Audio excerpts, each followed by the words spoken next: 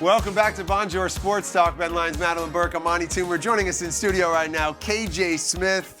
He's an agent. He's a former UNC basketball player. He's building the program here in New York. A lot of stuff going on. I don't know what to put in the Chiron. I don't know what to put. Businessman. Just put AIM on. You know? Businessman. Well, I know you saw. I saw you that you saw Victor Wembanyama play. Yes. Let's yes. talk about Victor. I was in Paris last month, and I saw the alien who they call Victor Wembanyama, and he is something that we've never seen before. 7'4", tall as a Christmas tree, and just swagged out, can hoop his, I don't know if you curse on this, but No, let's not start a trend on the show. no, but I mean he's so good. I think he's like he's a 7'4" Kevin Durant. Yeah. Yeah, Unreal. really, and they say like he might be 7'5", 7'6". So we'll see. You know, it's amazing.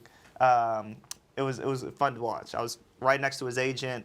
He was giving me all the backstory of, you know, he used to run track. His mom is a basketball coach. He's got a great story that you're going to hear soon. He was at that game in Paris last night with the Bulls Pistons, and seeing photos of him just in the stands talking to people, shaking hands, he just makes everyone look like a child. He is so big and clearly kind of taking up a lot of the oxygen in this draft conversation as a clear #1 overall pick.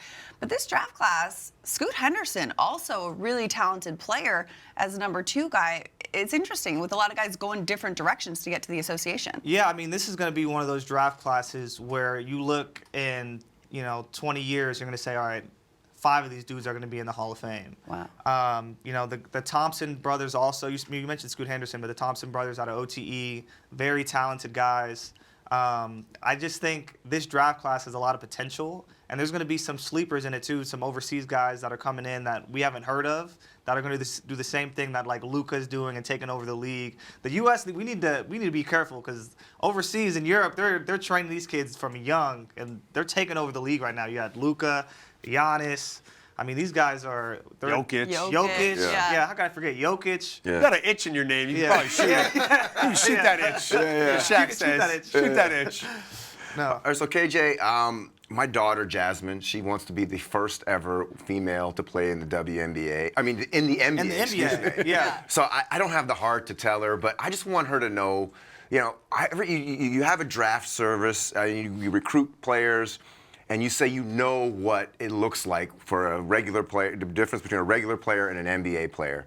Could you tell Jasmine Toomer, what's the difference between, when you see a guy who just has talent, as opposed to somebody who has talent in the complete package? What separates them to be NBA caliber players?